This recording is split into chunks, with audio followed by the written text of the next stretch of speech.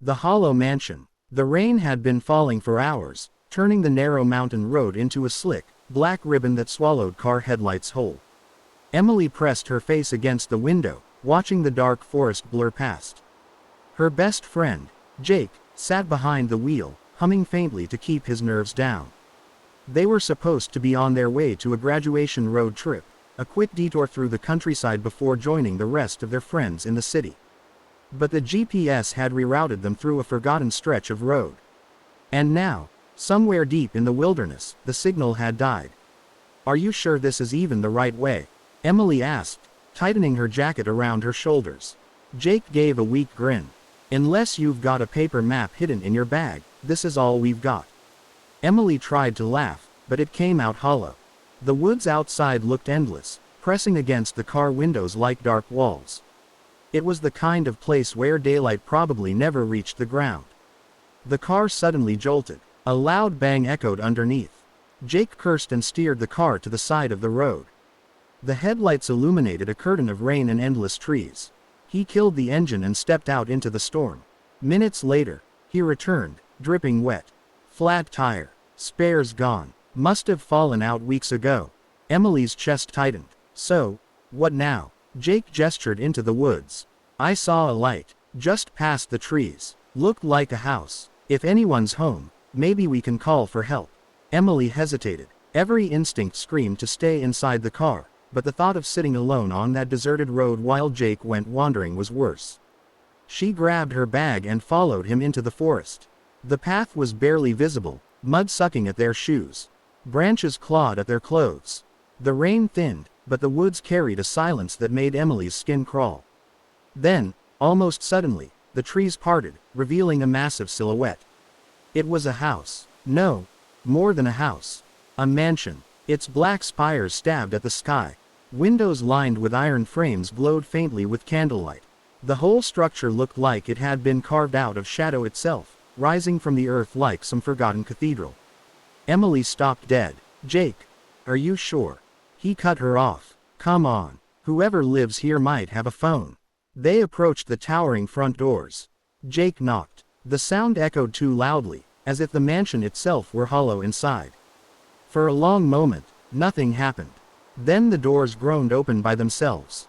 Inside, a vast hall stretched into darkness, lit only by a single chandelier that swayed though there was no wind. Marble floors reflected their shadows like pools of water. Emily whispered, "This place is abandoned." But a voice drifted from the darkness. "You're late." Both of them froze. An old man stood at the far end of the hall, half hidden by shadows. He wore a long coat that trailed the floor, and his face seemed blurred by the dim light, as if refusing to be fully seen. Jake stammered, "Sir, we're sorry to bother you. Our car broke down. We just need a phone." The man tilted his head slowly. "A phone? Ah, yes, of course. Come in. Guests should never wait outside." Before they could respond, the doors slammed shut behind them with a booming finality. Emily jumped, heart racing. But Jake forced a grin. "It's fine. Probably just the wind." The old man's voice carried through the hall, strange and distant. "Dinner will be served soon. Make yourselves comfortable." And with that, he turned and vanished into the shadows. They wandered deeper into the mansion, unsure what else to do. The halls were lined with portraits, men and women with pale, sharp faces and eyes that seemed alive, following them as they passed. The air smelled faintly of burnt wood and something metallic, like blood. Emily whispered, "I don't like this. Something's wrong." Jake tried to steady his voice. "We'll just find a phone and get out." But as they passed one of the doors, it creaked open. Emily, against her better judgment, peeked inside. The room was a dining hall. A long table stretched across the space, covered in dust, yet already set with plates, silverware, and goblets filled with something dark red. Candles burned though no one had lit them.